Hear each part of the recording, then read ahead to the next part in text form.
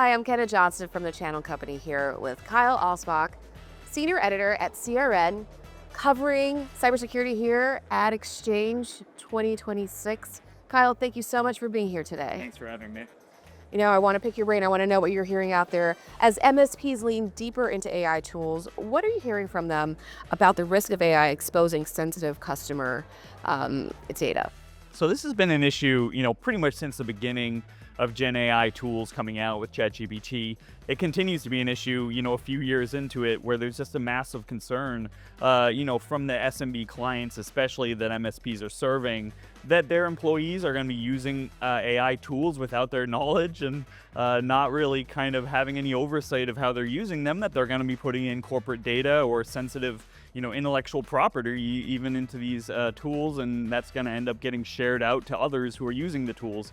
Continues to be a major concern. We've all heard it before, but it doesn't sound like this is something that's solved by any means. And so there really is a major emphasis on getting more visibility into, it's called shadow AI is often the term now for, unsanctioned AI usage.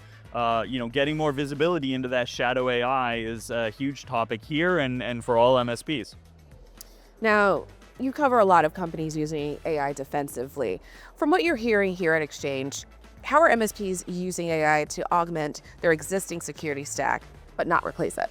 I think that just really all of the vendors that they're working with are embedding AI, through LLMs or agents or what have you into their tools. And so MSPs, in some cases, they just need to adopt the new tools that are coming out to them. They don't necessarily have to figure out how to do these things optimally for their security, but if they're providing security for their customers, this is just going to come to them by default at this point, because every vendor has been doing it. It's been become just kind of like table stakes in security at this point to have AI and LLMs embedded in there.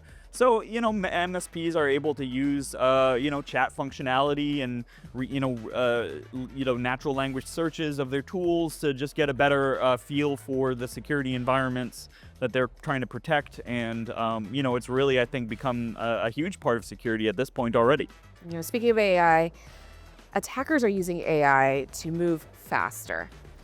How are MSPs preparing their customers for this new wave of AI-driven threats? I think that they definitely should be preparing their customers for this. I'm very interested. This is something I'm always asking people, and I hear different answers just about how much it's on their radar that I think they all know that AI has been used for phishing and things like that. If they've been dealing with that for years at this point. But I think just the fact that the speed of attacks, as you're mentioning, is going to go up so much in the next few years. And with, more speed also comes more, breadth and just kind of a greater volume of attacks. I think that's coming. All the experts I've spoken with have made it sound very certain that attacks are going to keep intensifying. It's kind of a broken record. We've heard this for a number of years, but it really is a big issue. So for MSPs, I think that they should be having these conversations with their customers if they're not already, just in terms of the fact that a greater volume of attacks is coming, and it may not be optional to do some of these security things that maybe they've been putting off in the past because we haven't been breached yet,